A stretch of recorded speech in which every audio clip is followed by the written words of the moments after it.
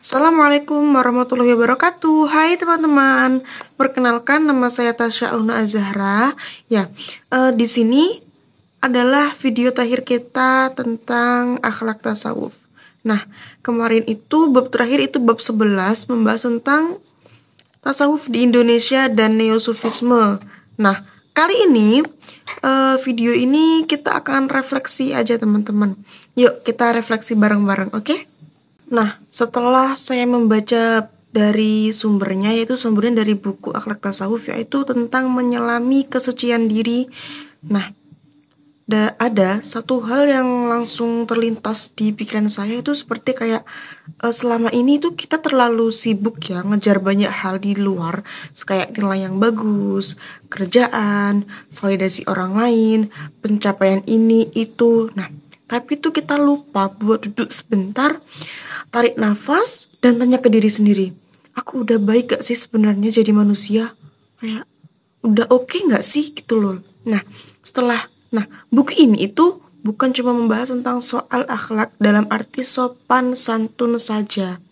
Nah, tapi lebih dalam lagi. Nah, akhlak itu ternyata teman-teman bukan cuma soal kelihatan baik di mata orang lain, tapi tentang bagaimana kita beresin dalam niat dahulu.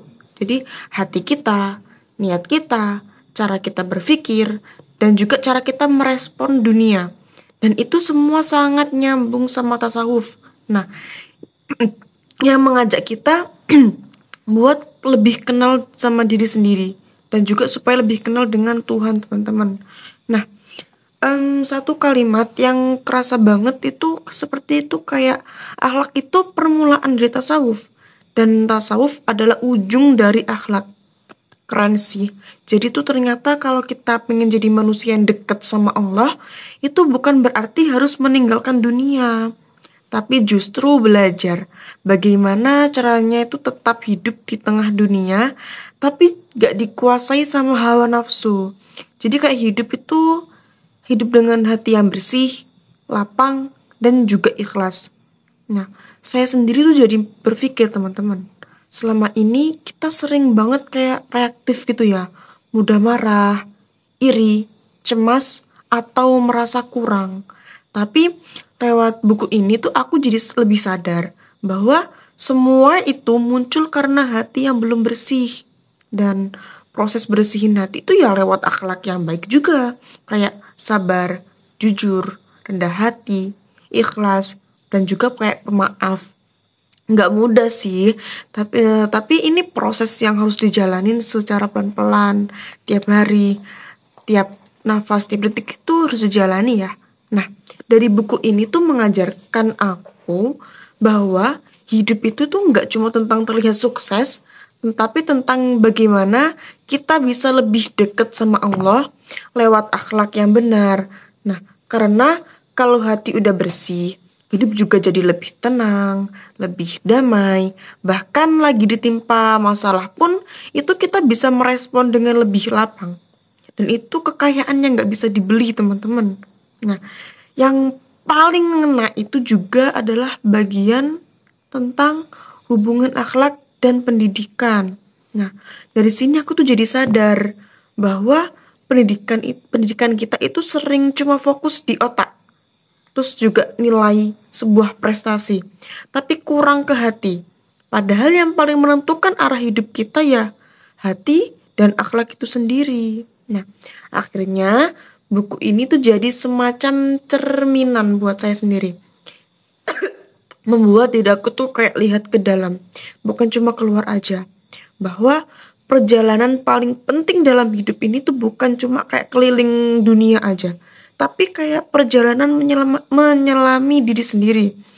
Dan dari situlah kita bisa sampai ke tujuan tertinggi, yaitu mendekat ke Allah lewat akhlak yang benar dan juga lewat hati yang jujur. Nah, tasawuf kan ya. Nah, aku tuh ada yang nggak paham teman-teman.